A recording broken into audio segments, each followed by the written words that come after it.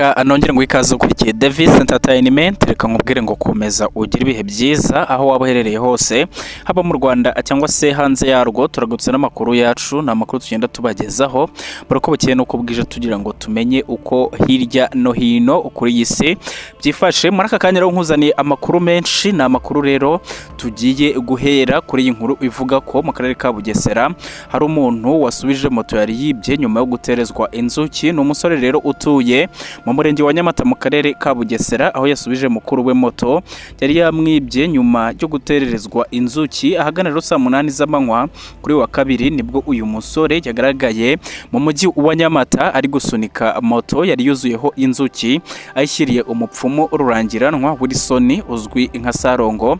Amakuru rero akomeza kugera hano kuri Davis Entertainment aravuga ko uyu musore yibye mukuru we moto nyuma yuko yanze kumwishyura amafaranga agera ku bihumbi 500 by'amafaranga y'u Rwanda yari yamugurije, maze mukuru we rero ahita yitabaza Salongo kugira ngo umuvandimwe we amugarurire moto. Witwa rero Muhire Vincent, umwe mu baturanyi, yagize ati ibi turabimenyereye cyane, ati buriya ni Salongo Amutereje inzuki ngo kuko abantu benshi bibye ntajya bura ibintu abaterereza.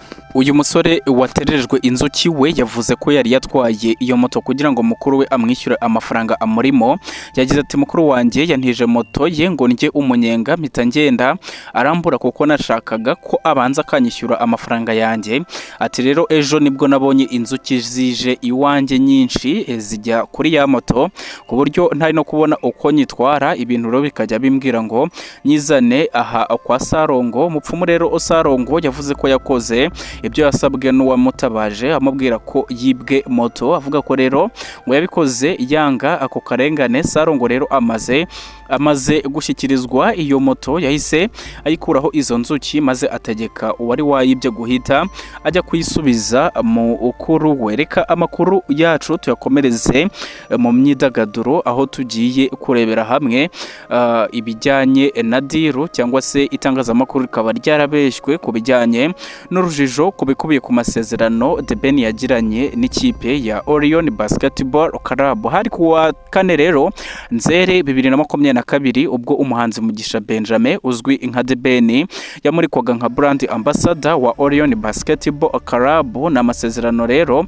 yari yasirinywe ko agiye kwamamaza ibikorwa by'ikipe mu gihe kingana n'imyaka igera kuri 5. Aya masezerano yasinywe mu nzu mberabyombi ya Kigali Convention Center. Aya masezerano rero yarakubiyemo ingingo zitandukanye, ariko zose zibanda cyane ku kuba The Ben azakomeza kumenyekanisha iyi kipe no kuyihagararira, ndetse ibi bikaba byarashimangiwe na The Ben ubwe, nkaho yavuze ko afite abakunzi benshi ahantu hatandukanye, bityo ko nabo rero agomba gutuma bamenya iyi kipe ikiri nshya muri basketball y'u Rwanda. The Ben rero yari yavuze ko na mbere yuko asinyira gukorana n'iyi kipe yarasanzwe ari umukunzi w'imikino.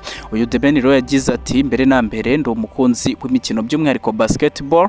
Ati rero Orion baraje baranyegera bambwira ko bashaka ako dukorana, bambwira intego bafite, numva koko ari ibintu byiza ndetse ari na gahunda nziza bafite, niko guhita rero nemera gukorana nabo. Icyo kora usibye ibyabereye muri iki cyumba, amasezerano y'imikoranire ku mpande zombi yarategerejwe aburirwa irengero. The Ben rero agaragaza ishyirwa mu bikorwa byayo yaryumyeho, ndetse na Mutabazi James nyiri ikipe aryumaho ku buryo ntawuzi aho aya masezerano yarengeye. Umunyamakuru rero wa Davis Entertainment we yavuze ko yakurikiranye ibyaya masezerano ariko akabura The Ben mu bikorwa by'ikipe. Yagize ati rero erega biriya bintu no kudutekera umutwe. Ati amasezerano ya The Ben na Orion Basketball Club y'imyaka 5 yarangiye uriya munsi asinwa, ngo mu byo The Ben yari gukora nta kintu kimwe yakoze. Yakomeje agira ati nta The Ben mu kibuga, nta The Ben ashyigikira Orion, ati mbese nta The Ben mu mikino. Uyu munyamakuru wacu rero yakomeje atubwira ko ngo hashobora kuba harabayeho ubwumvikane ku mpande zombi bakanzura kubeshya itangazamakuru. Ati The Ben na Mutabazi birashoboka ko baba barumvikanye ikiraka cy'uwo mwanya bakanzura kubeshya ko basinye imyaka 5 kugira ngo iyo kipe ivugwe cyane ko ari nshya cyangwa se The Ben akaba yaratekewe umutwe. Gusa nawe rero nubwo yaba yaratekewe umutwe yari kujijisha akubaha izina rye akamamaza iyi kipe niyo cyaba icyumweru kimwe none yarushye agitangira. Ubwo rero itangazamakuru ryageragezaga kuvugisha buri umwe yaba The Ben cyangwa se Mutabasi James wa Orion Basketball Club, ntabwo telefone zabo zabashije kuboneka ku murongo. Icyo kora turakomeza gukurikirana iby'iyi nkuru. Amasezerano rero y'aba bombi abaye agihari, yakabaye agiye kugera muri 1/2 kuko hashize imyaka igera kuri 2, hari kuba rero hasigaye imyaka 3 gusa. Amasezerano rero The Ben na Orion Basketball Club akaba yaraheze mu kirere. Reka amakuru twabateguriye tuyakomereze kuri inkuru ya Joboy, aho yatangaje ko hari ikintu gishobora kumutandukanya n'umukobwa bari gukundana muri iyi minsi. Uyu Joseph rero Akimware umaze imyaka igera kuri 3 akundana n'umukobwa yakomeje kugira ibanga.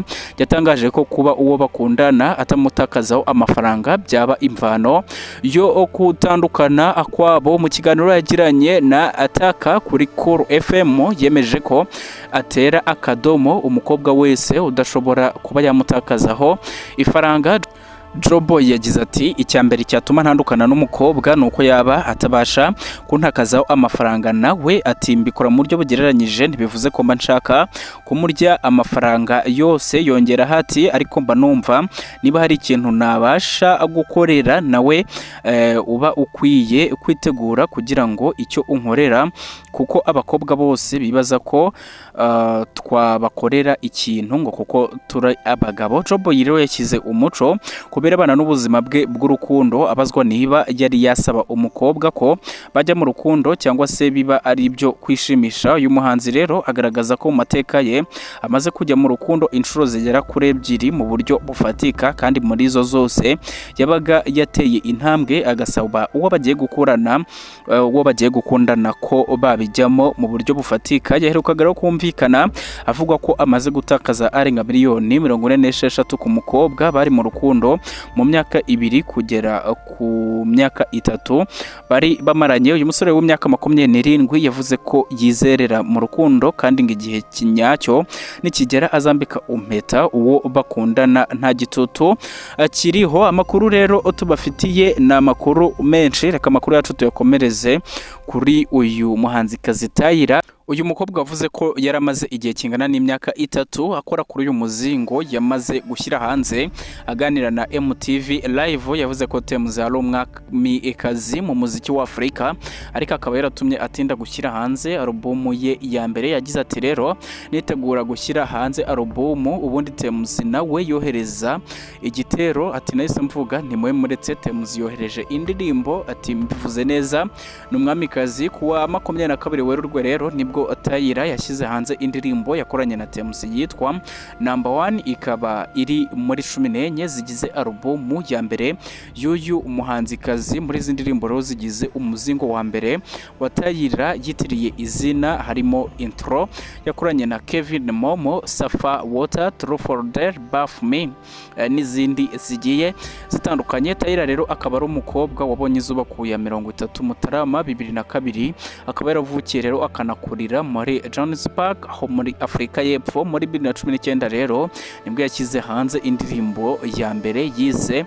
Getting Great, yamuhesheje amahirwe yo gusinyana na Epic Records muri 2021 bitewe n'igikundiro iyi ndirimbo yagize. Umwaka wa 2023 wamubereye uw'amateka kubera indirimbo Water yaciye ibintu kuri Billboard n'abahandi.